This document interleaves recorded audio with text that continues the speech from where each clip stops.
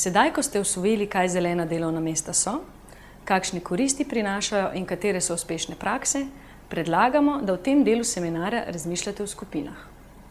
Ko delamo skupaj, lahko naredimo veliko več, kot pa vsak sam za pisalno mizo.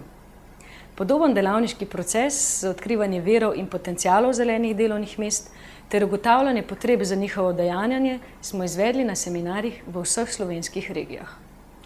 Vzemite si najmanj dobro uro časa in se v miru posvetite delu v skupini.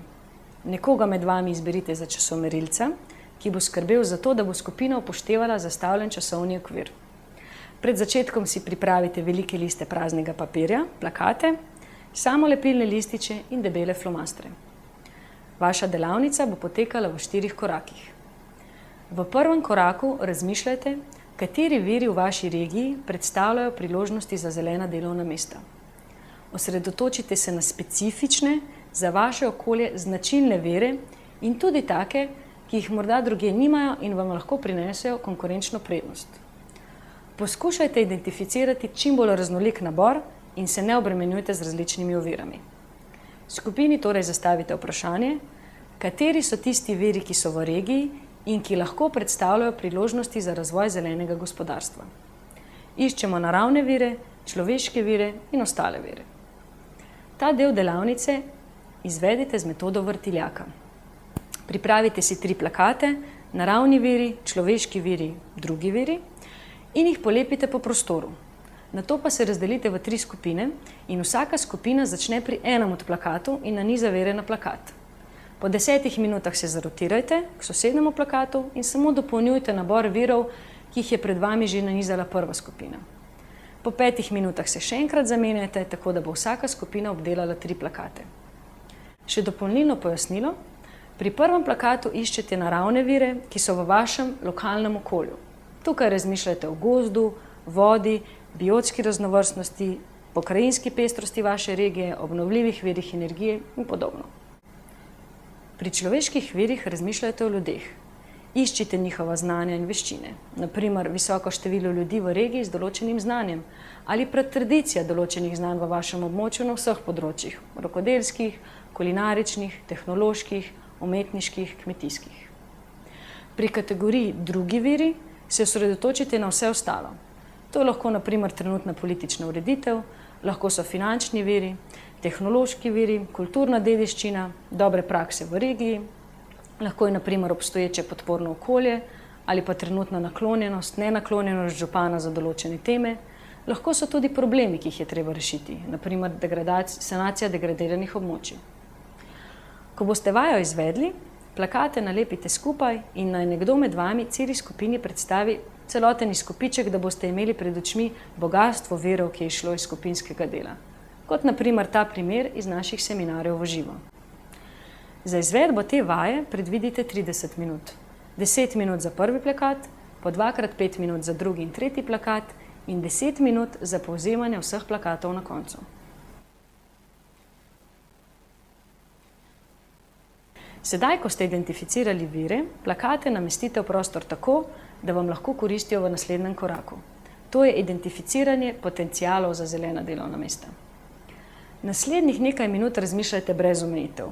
Pozabite na vse možne težave, finančne, kadrovske, politične in razmišljajte, kako bi lahko te vire uporabili v vašem lokalnem okolju za razvoj zelenih delovnih mest. Torej, vprašanje je, kaj vse bi lahko ljudje delali na osnovi teh virov. Razdelite se v manjše skupine po 3 ali 4 in skupaj razmišljajte o potencialih za zelena oziroma ozelenjena delovna mesta v vaši občini. Svoje ideje zapišite na samolepilne lističe po principu ena ideja, en listič. Pred očmi imejte vse naravne, človeške in ostale vire, ki ste jih identificirali v prejšnjem koraku in poskušajte najti čim več konkretnih potencialov, ki izhajajo iz enega ali celo še bolje iz več virov. Ko končate z razmislekom, naj vsaka skupina predstavi potenciale za zelena delovna mesta, ki so izšla iz njihovih razmislekov. Ideje združite v grozde. Na primer potenciali za okolju prijaznejše izdelke in storitve, potenciali za ozelenitev procesov, potenciali za povečanje energetske učinkovitosti stavb in tako naprej. Dobili boste bogat nabor pokupčkanih idej za razvoj zelenih delovnih mest v vaši regiji. Za izvedbo te vaje predvidite 20 minut, 10 minut za razmišljanje v manjših skupinah in 10 minut za poročanje in povzemanje.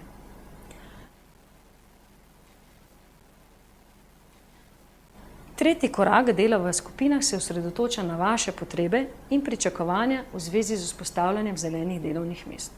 Kaj vam stoji na poti, da ne morete uresničiti potencialov, ki ste jih identificirali v prejšnjem koraku?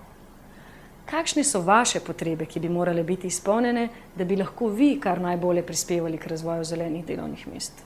In kdo je tisti, ki bi moral te potrebe zadovoljiti? Pripravite si razpredelnico, kamor boste opisovali svoje pričakovanja od različnih deležnikov. Občine, podjetja, država, zavod za zaposlovanje, izobraževalne institucije, mediji, nevladne organizacije. Za izvedbo te vaje predvidite 15 minut. 10 minut za delo v skupini in 5 minut za poročanje in povzemanje.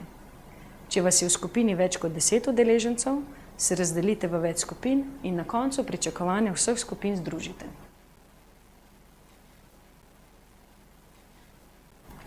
Zadnji del seminarja je namenjen oblikovanju skupnega koraka za spodbujanje zelenih delovnih mest.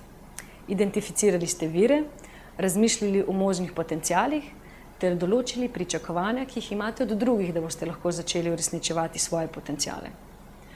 V katerem segmentu pa imate že vi v tem trenutku v rokah škarje in platno? Kaj lahko vaša skupina kar takoj naredi kot svoj prispevek k spodbujanju zelenih delovnih mest?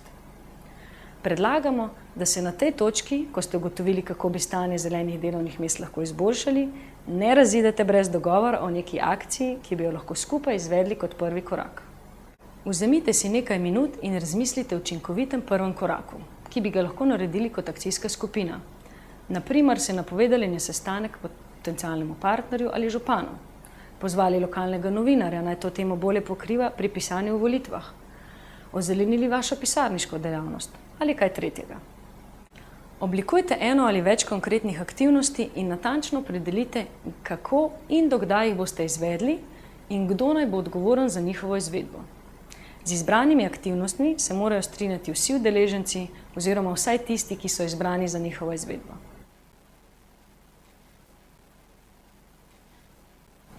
Na koncu delavnice določite nekoga, ki bo vse ustvarjene vsebine prepisal in posredoval vsem udeležencem. O delavnici poročajte vodstvu. Zapis naj vam služi kot osnova za razvoj zelenih delovnih mest v regiji, akcijski načrt pa nadgradite in sproti dopolnjujte. Vzpostavljanje zelenih delovnih mest se ne bo zgodilo samo od sebe.